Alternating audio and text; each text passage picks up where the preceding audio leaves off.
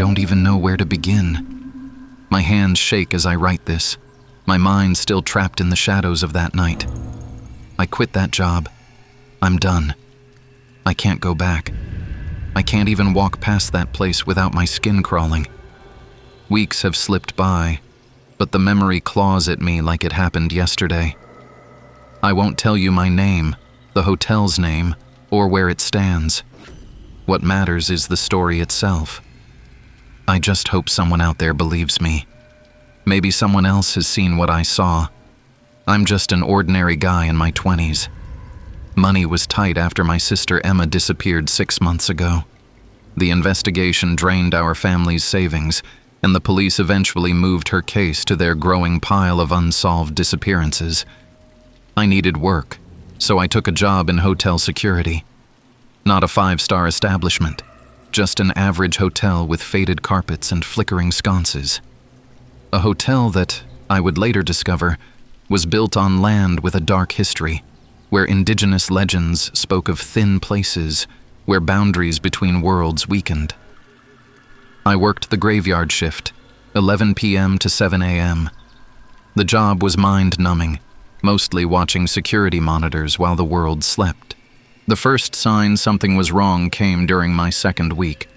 The power would flicker, always at precisely 1:13 a.m., plunging the corridors into darkness for exactly 3 seconds before returning.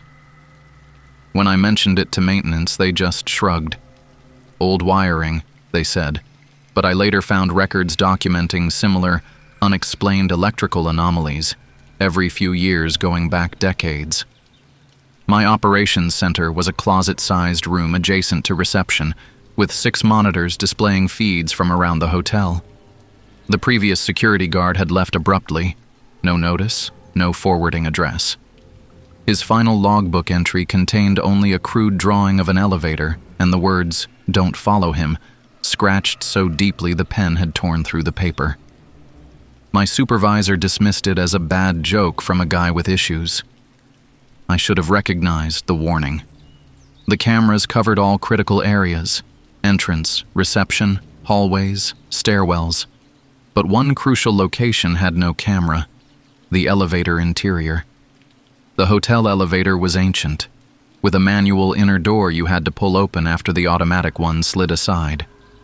It announced its movements with a faint whine, followed by a mechanical groan that reminded me of an old man struggling to stand. When I questioned my supervisor about the lack of a camera inside, he replied with clinical detachment, "Unnecessary expense. Who's going to do anything inside an elevator anyway? It's just a minute up or down." Perhaps if there had been a camera inside, things would have been different. Or perhaps I would have lost my mind much sooner. 2 months into my employment, I first noticed the man. Describe vividly, emphasizing sensory details. The air suddenly smelled of ozone, like after a lightning strike, and the temperature in the security room dropped noticeably.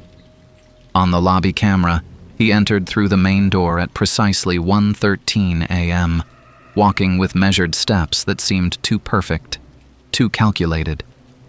He wore unremarkable business casual attire: gray slacks, blue button-down, no tie, with thinning black hair and forgettable features except for his smile.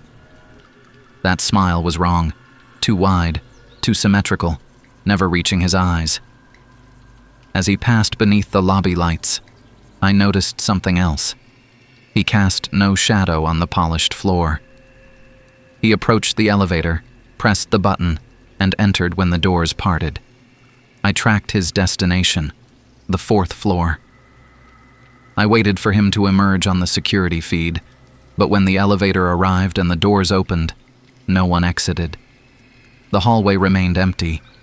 The elevator descended to the lobby minutes later, where the same man stepped out, expression unchanged, and walked directly to the exit. I replayed the footage from both cameras. There was no mistake. He entered the elevator, went up, but never exited on the 4th floor, then reappeared in the lobby. I checked the maintenance logs, the electrical systems, the camera timestamps. Everything functioned normally. The anomaly was the man himself, 2 nights later, it happened again and again. Patterns emerged that defied logic.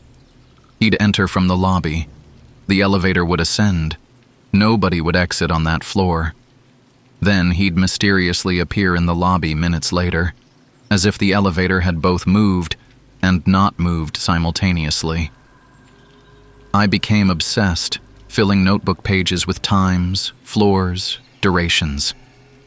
Most colleagues dismissed my questions about him, just another business traveler.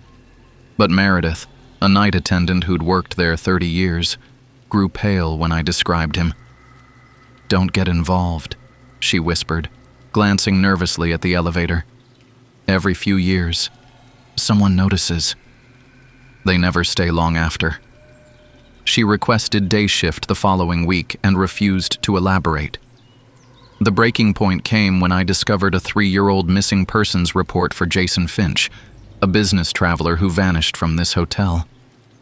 His photo showed the same unremarkable man from my elevator footage. The report noted he was last seen entering the hotel elevator at 1:13 a.m., the exact time my phantom always appeared. Then came the connection that chilled my blood. Emma had called me from this hotel lobby the night she disappeared. She wasn't staying here. She had no reason to be here. She'd sounded confused, saying something about wrong reflections in the elevator mirrors before the call cut off. I'd dismissed it as bad reception. Now I wondered if she'd seen something, sensed something, in that elevator that I was only beginning to understand. I resolved to confront him. At exactly 1:13 a.m., he appeared at the main entrance. The air immediately grew heavy with that distinctive metallic smell as the temperature plummeted. The security monitors flickered with static. I rushed to intercept him as he approached the elevator.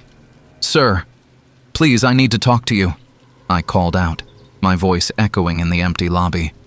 He turned. His gaze froze my blood. His eyes weren't just empty. They looked through me as if I were glass. For a heartbeat, they flickered, revealing vertical slits within milky orbs, like something hiding behind a human mask. Without acknowledging my presence, he stepped into the elevator. I lunged forward but hit an invisible barrier, like a wall of dense, cold air. The doors closed, and the floor indicator panel went dark, though I could hear the mechanical whine of movement. The elevator hadn't gone up or down. It had gone elsewhere. 5 minutes later, the elevator dinged in the lobby. The doors parted, and he emerged, walking calmly toward the exit. But something else emerged with him, invisible to cameras but not to me. Trailing behind was the unmistakable scent of Emma's vanilla jasmine perfume. Quiet, devastated. In his hand gleamed her silver charm bracelet, the one I'd given her for her 20th birthday. That night, I couldn't sleep. I researched local history, discovering centuries of disappearances in this area. Indigenous stories warned of doorways where the unwary might step through and never return. Medieval texts referenced collectors who appeared human but served entities from beyond, gathering souls at crossroads between worlds. The next night, I positioned myself at reception, Emma's photo and a voice recorder in my pocket. If I couldn't return with answers, I'd leave evidence behind. At 1:13 a.m., he appeared with clockwork precision. This time I slipped into the elevator behind him just before the doors closed. He showed no reaction to my presence. We stood in opposite corners, the fluorescent light casting harsh shadows. The automatic door slid shut, followed by the inner door's muffled thud. The light flickered erratically. He hadn't pressed any buttons, yet the elevator began to move, not up or down, but sideways, rotating on its axis. The whine intensified with a metallic grinding that set my teeth on edge. He remained perfectly still until his lips parted in that too wide smile, revealing too many uniform teeth. "You're persistent," he said, though his lips barely moved. "Like your sister." My heart hammered against my ribs. "You... who are you? What's happening?" I pulled out Emma's photo with trembling hands. "Where's my sister?" I saw her bracelet. His head turned with unnatural fluidity, as if his neck contained too many vertebrae. "She called," he said, his voice layered with others, some too high, others too deep to be human. They all call eventually. Something inside them recognizes the door. What door? What are you talking about? The weight of dread pressed against my chest. Some worlds touch. Thin places, passages. This elevator moves both ways, up and down in your world, sideways in others. Your sister sensed the passage, as did you. Family lines are susceptible. The elevator halted with violent suddenness, throwing me against the wall. Darkness enveloped us before returning as a feeble glow. Then came the sound from beyond, not footsteps or conversations, but overlapping wails like human voices screaming at impossible pitches, forming patterns suggesting language never meant for human ears. The door opened with excruciating slowness, metal shrieking against metal. Through the widening gap, I saw no hotel corridor but a vast expanse where the floor undulated like black water. Pulsing crimson-blue light moved overhead like living clouds. There were no walls, just endless space shrouded in shifting fog where elongated shadows swayed with inhuman fluidity. Their movement was wrong, too fluid, too boneless, as if their bodies weren't constrained by joints or skeletal structure. Their screams bypassed my ears, attempting to infiltrate my mind directly, carrying meaning that threatened to unravel my sanity. Scattered throughout this landscape stood frozen human figures, their eyes solid white, mouths open in eternal silent screams.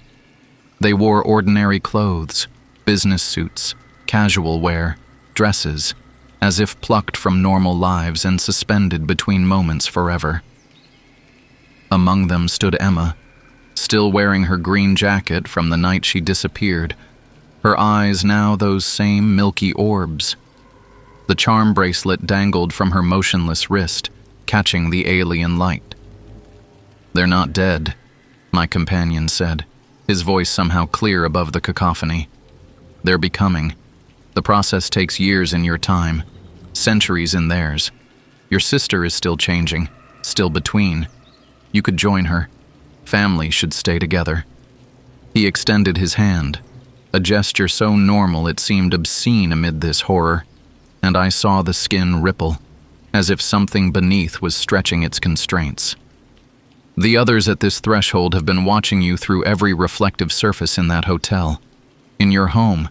They're curious about family bonds, about grief, about love. Such interesting emotions to study. In that moment, terror overwhelmed me.